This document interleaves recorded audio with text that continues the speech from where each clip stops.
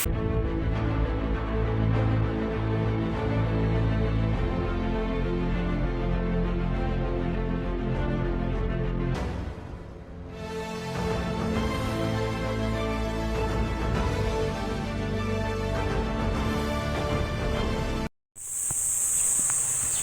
good morning mga kahimas. Meron tayong Honda CR-V engine wash tutorial.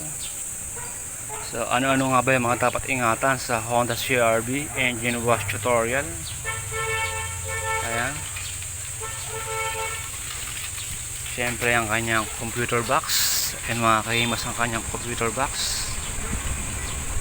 Okay. Honda CR-V. So, kailangan matakpan nyo ng plastic hanggang ilalim. Okay, iwasan ninyo natutukan ng pressure water. So, yun lang mga kahimas. Then, kailangan nyo magtanggal ng positive tsaka negative ng battery bago kayo mag-spray ng pressure water or maghugas ng makina. Yan. Then, gagamit tayo mamaya ng chemical para sa aluminum. Ayan, aluminum cleaner gagamit tayo mamaya para luminis. Gagamit tayo ng engine degreaser sa body color. Ayan, or engine bay gagamit tayo. Pang plastic, ayan, engine degreaser meron po nyan sa online. Pati po ang kanyang pang aluminum cleaner ay meron din po sa online. Yan, mamaya gamit tayo sa aluminum. Yan, aluminum para gumanda, para luminis. Okay. Yan. Para sa mga baguhan ay maaari nyo bisitahin ang aking YouTube channel for more tutorial. Sari-sari mga sasakyan. Yan, Hyundai Tucson, Vios, Civic, SIR, Montero, Fortuner, Subaru, Ford Raptor, Everest, Nissan Navara, NB350. Meron po ako dyan sa aking channel. Para sa mga baguhan ay maaari nyo bisitahin for more tutorial. Ayan. So ayan mga kahimas, syempre pag kayo naghugas ay iwasan nyo na mahugot itong kanyang terminal socket sensor or maputol ang kanyang mga harness cable. Kaya magkakaroon po yan ng check engine sa kanyang gauge. Okay. Then kapag sobrang dumi ng makina or mayroong mga tagas ng langis, pwede kayo mag-apply ng kerosene or WD-40 bago kayo mag-spray ng pressure water para matanggal. Okay. So paandarin muna natin syempre bago tayo magsagawa ng pag-engine wash. Andarin natin. So ayan mga kahimas, tanggal yung ang tawag dito, yung flooring, yung sidings. Pinapaano kasi to ang interior detailing tsaka exterior detailing. So bali sa services ko kasama talaga yung engine doon. Gagawa ko ng tutorial nitong ang CR-V. Ayan, syempre manual transmission. Okay. Kailangan ay naka-neutral syempre. Okay? Neutral. Yan. Syempre kailangan naka-handbrake para safe.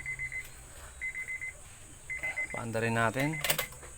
Kailangan walang check engine mga kahimas. Okay.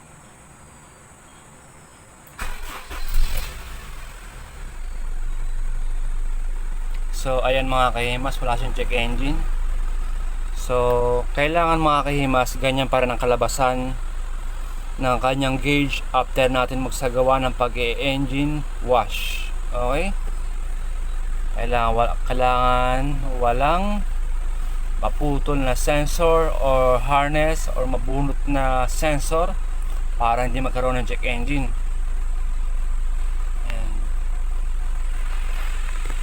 Umaandar po siya.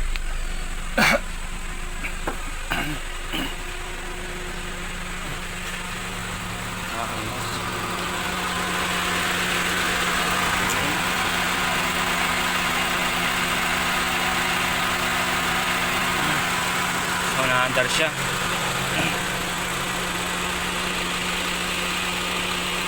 Okay. So eto mga kahimas, pwede rin to mag-a-apply kayo ng engine degreaser. Ayan sa panel na yan para luminis din.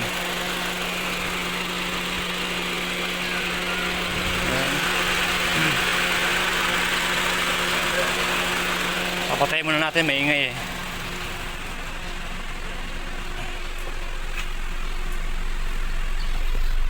So ayan mga kahimas, wala siyang check engine.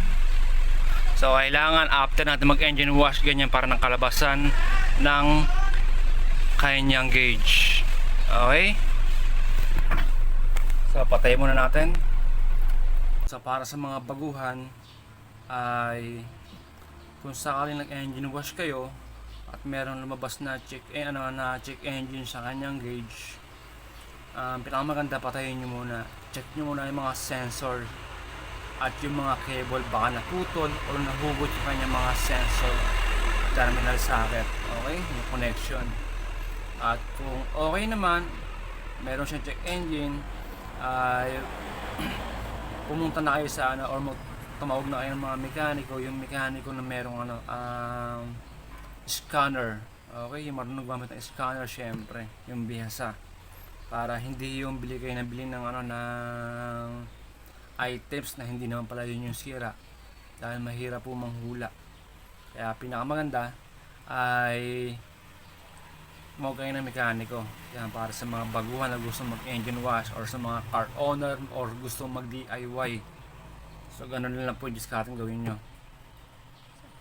Iba po kasi yung meron scanner, kaya niya i-detect kaagad kung saan at kung bakit nagkaroon ng check engine. Okay? Hindi yung bibili kayo ng ganito, bibili kayo ng ganito, so hindi pala yun yung sira, diba? Yan lang, iba yung pag-iingat lang. Okay? Then sa mga baguhan, bago kayo mag-engine wash, pinakamainam ay paandarin nyo muna, then check nyo muna yung gauge. Check nyo muna yung gauge, kung meron check engine, ipagbigay alam nyo sa may-ari ng sasakyan, yan sa mga car wash owner, syempre ng mga baguhan at mga car wash boy ng mga baguhan, videohan nyo na bago nyo galawin ay ganoon na yung gauge niyan talaga. Okay, para magkaroon kayo ng idea ng diskarte. Meron po kasi mga tawag dito, tao na hanap damay. Wala po, meron po talagang hanap damay tao. Okay, kaya maging mapagmatsyag, mapagtanong sa mga gusto matutong mag-engine wash, magtanong muna kayo sa mga mekaniko kung ano yung mga dapat ingatan. Ako kasi marami na rin kasi ako mga experience na yan, ganyan. Ginagawa ko, pag di ko alam, nagtatanong ako sa mga mekaniko. Pero definitely okay naman ang lahat. Okay, hindi sila nagkakaroon ng check engine. Isang beses pa lang nagkaroon ng check engine. Naputol ko kasi yung siguro sa akin lang din inabot. Kaya aminin ko ako nakasira, di ba? Naputol lang yung cable nung ang sensor cable nung alternator. Pero okay na po. Okay, kaya maging maingat po. Iwasan po natin na makaputol ng mga cable harness dahil magkakaroon po ng check engine yung kanyang gauge. Okay? So yun lang mga kaya, mas tips sa inyo. So mag-aalis tayo ng battery. So ayan mga kahimas, tanggal na yung kanyang positive tsaka negative ng battery para walang connection. At may takip na ng plastic yung kanyang computer box, syempre. Ayan. Okay.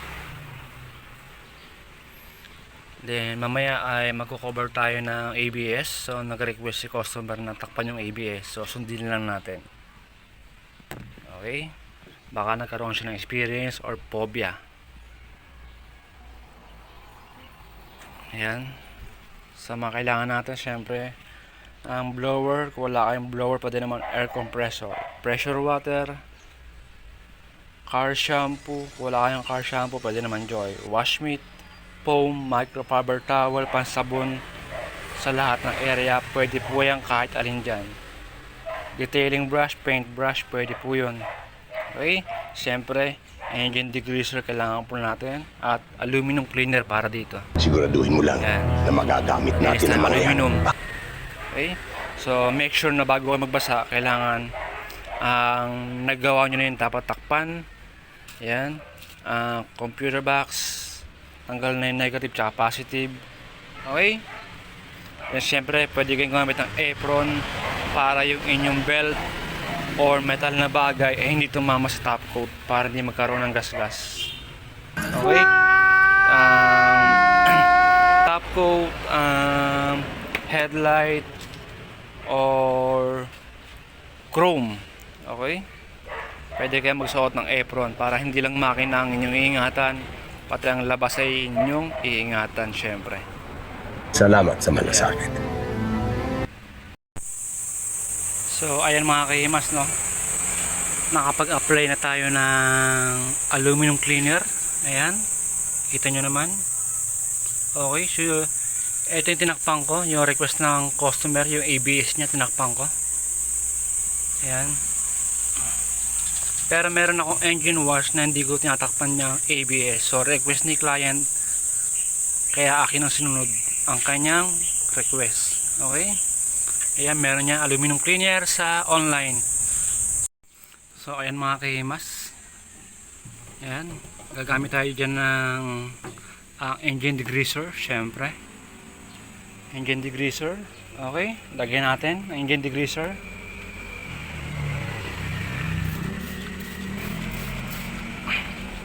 And tsaka tayo gagamit ng basahan. Ayan, pot holder and ating punasan. Ayan mga kahimas, tanggal siya yung kanyang libag. Maganda yan, bata. Pinahanga mo. Ayan. So kailangan mga kahimas ay yung buong hood ma-applyan nyo ng degreaser. Okay, para matanggal yung dumi. Ayan mga kahimas, lagyan natin syempre basahan. Sensya na kayo, wala tayong cameraman. At ating punasan ng basahan. Ayan, linis na. Okay, so yun na lang, part na yun. Ayan mga kahimas, napakabisa ng ating degreaser, engine degreaser. Okay, so kailangan lahat ma-applyan nyo ng engine degreaser para maganda kalabasan ng inyong trabaho. Magaling. Lalo ka nilang makukursunadad. Sana all.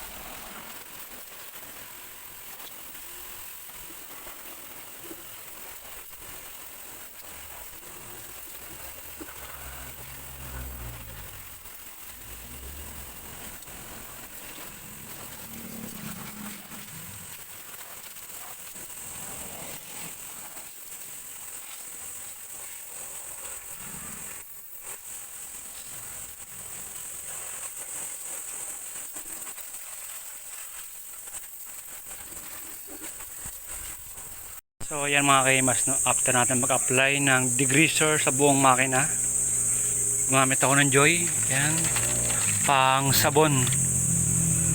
Ayan, slim ba? Meron tayong, ayan, wash mitt. Siyempre meron tayong brush. Ayan. Detailing brush. Ayan. Or paint brush, pwede po yun sa mga hindi abot ng daliri. Okay, so yun lang mga kahimas, no? At ingatan po rin yun maputol itong mga cable harness at mahugot yung mga terminal socket sensor upang di magkaroon ng check engine. So kailangan sabunin nyo lahat ng area, lahat ng abot. Ayan. So kung mag-a-apply pala kayo ng kung mag-a-apply pala kayo ng aluminum cleaner, ay pinakamainam magsuot kayo ng face shield tsaka face mask dahil masyadong matapang yung chemical. Safety first. Ayan. Gasabon na tayo gamit lang itimba. So kung wala kayong automatic Pomtac machine shampoo, pwede po yun. Joy lang. Ayan, Joy. Shout out sa Joy. Tsaka ayan, sa timba lang pwede na yan. Ang mahalaga naman ay makuskusin ninyo na maayos yung buong makina.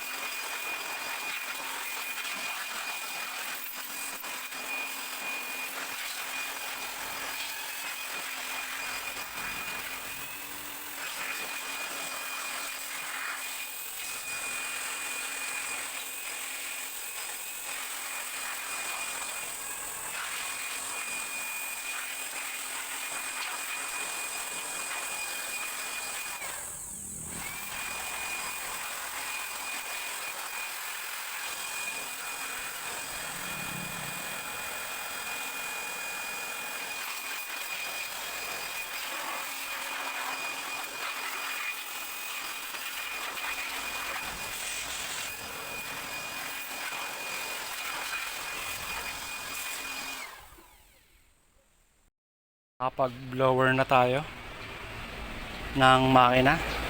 Okay? So make sure na na-blower ninyo na maayos lahat ng mga terminal socket sensor bago nyo ikabit tong positive tsaka negative ng battery. Okay, then maghintay kayo ng kahit mga 30 minutes bago nyo pa andarin. Okay, dahil baka nagmo-moist pa yan, di ba? Yan, malinis na. Okay, so yun lang mga kahimas. Then kaya pala siya tanggal ay magpapalit ng busina yung may-ari. Kaya tinanggal ko yung bumper. So bali, ang diskarte ko sa engine detailing, inalis ko itong headlight, syempre yung bumper. Ganun po yung diskarte ko pag engine detailing. Then kapag merong top coat yung kanyang hood, pinabapping ko. Okay, so yun lang. Siyempre kasama rin yung mga aluminum cleaner and degreaser yung mga panel. Ayan, plastic, rubber, body color. Ayan. So hintayin nyo lang kahit mga 30 minutes bago nyo ikabit tong positive tsaka negative ng battery para hindi magkaroon ng check engine. Double check yung mga sensor terminal socket, baka nahugot syempre. Okay, baka nahugot or naputol yung mga cable. Yan, iwasan nyo maputol yan. Okay, pwede yan magkaroon ng check engine, kaya double check nyo lagi bago nyo paandarin. Yan. Okay, lahat ng mga sensor, ayan, kailangan ma-blower nyo na maayos. Basta lahat ng makikita nyo, ayan, sensor, ayun sa baba, kailangan ma-blower ninyo na maayos. Ayan. So yan mga kahimas, ay nagkabit muna ako ng bumper. Ayan, nabit ko muna.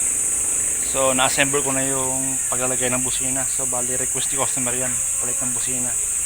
Ayan, nagawa na natin. Okay, so kinabit ko na rin yung kanyang positive tsaka negative ng battery bago natin paandarin. Okay, so double check nyo lagi yung mga terminal socket, baka may nahugot. Kaya pinakamainam ay check nyo muna bago nyo paandarin. Pinakamainam po yan. So okay na yung bumper. So paandarin na natin. So ayan mga kahimas, paandarin natin. Check natin kung merong check engine. Okay, sana walang check engine mga kahimas. At kung sakali naman may lumabas sa check engine, wala mo problema doon. Kukontak na ako ng mekaniko, yung mekaniko na merong scanner, di ba? Dinouble check ko naman yung mga sensor or terminal socket, chinek ko kung merong mga putol or mga hugot. Pero kung sakali man na meron lumabas at hindi ko alam kung saan nagmula, ay kukontak na tayo ng mekaniko. Yung mekaniko na merong scanner. Meron naman tayo mga ang mekaniko na kaibigan na marunong gumamit ng scanner at may alam. Okay? Ayan, para sa mga baguhan. Mandar natin. Okay, hayaan muna natin yan. Then, start. Okay mga kahimas, success na naman ang ating isinagawang Honda CR-V engine wash tutorial. Ayan, mga Magaling. kahimas, wala siyang check engine. Lalo ka nilang makukursunadad. Okay. Then, yung busina, balik tayo.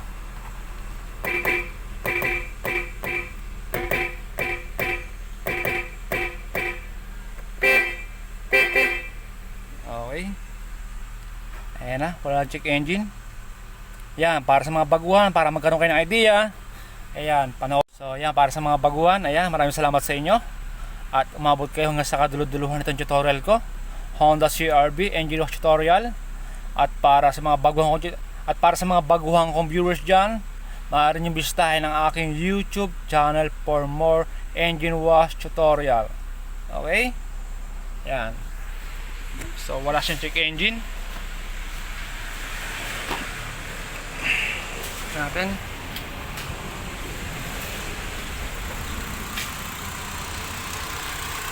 Ayan, nagtanong sa alternator. Okay. So goods ang ating isinagawang engine wash tutorial. At tulad ng sabi ko, ay bago nyo paanda rin, ay ito naman kabin nyo ng plastikan to kapag nag-engine wash yung mga sensor.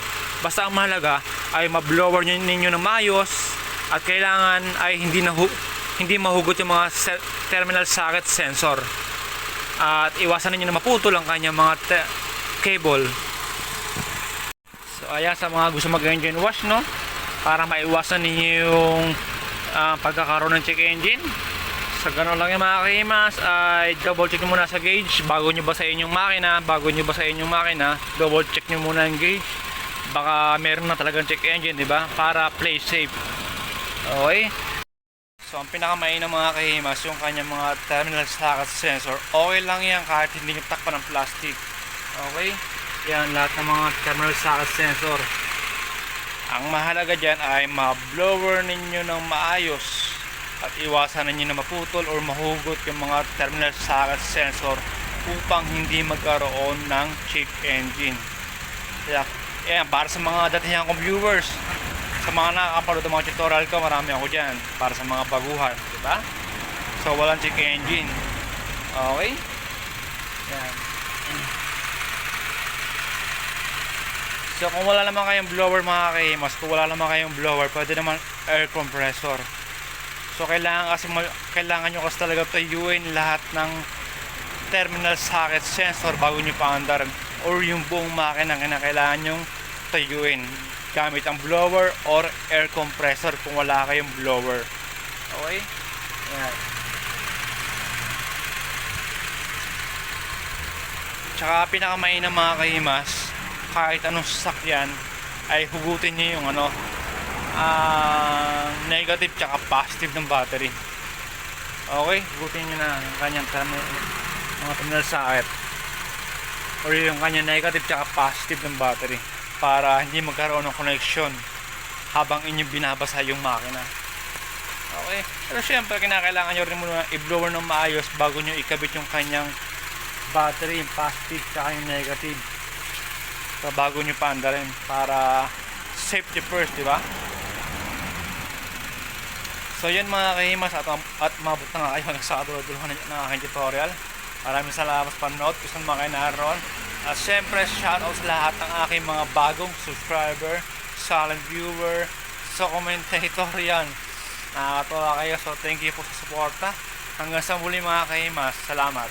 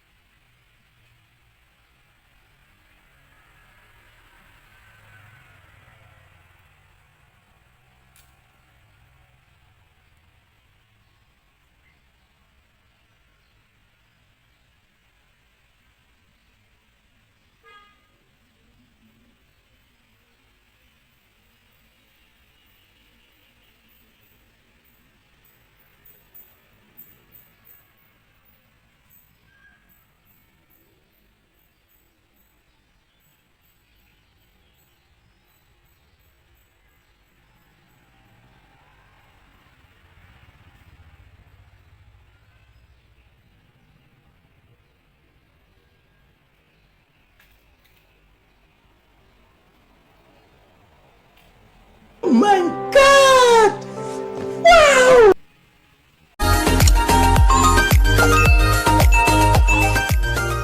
Everywhere we go through, all the gangsters around know my whole crew. Nigga, what?